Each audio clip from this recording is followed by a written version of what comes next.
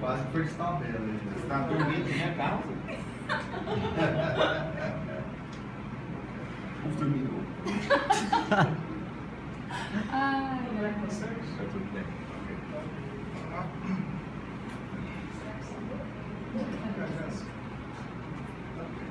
Pode ficar. Vamos só falar assim, aproveitar essa.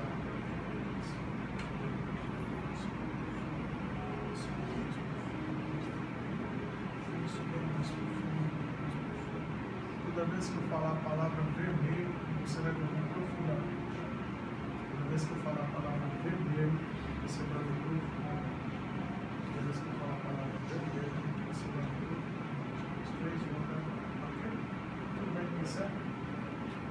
Tudo já? Ok? Beleza, tudo? Então, gente, deixa eu contar. Até aqui tá tudo bem com vocês. Essa parte aqui vocês estão entendendo, né? Mas e o palco, né? A gente convidou o pessoal. Então a gente sempre começa com a hipnose palco para as pessoas entenderem um pouco o que é hipnose.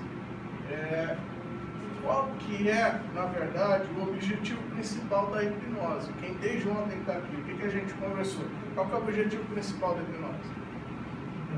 Expandir o inconsciente, expandir a mente para nova. Qual que é? Pessoal? saúde, o que eu peguei, né? Saúde, bem-estar, cura, conseguir alta performance no trabalho, ter sucesso. Autossugestão, né? Mais do que isso, a essência da hipnose, o que é? Recebe qualquer O poder da nossa mente. do nosso Essa coração. é a grande sacada da hipnose. Então a gente está fazendo essas demonstrações aqui não é para te assustar e para falar assim, poxa, o cara está fazendo os outros virar isso ou aquilo. Nada disso. Muito pelo contrário.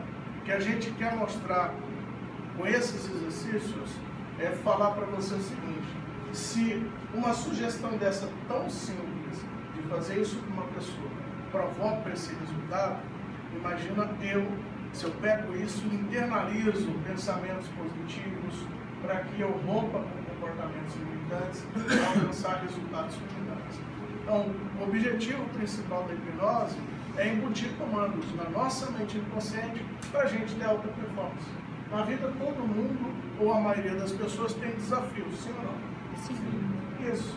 Que bom seria, então, se a gente encontrasse uma ferramenta, um processo que ajudasse as pessoas a ter alta performance, ter uma melhor comunicação,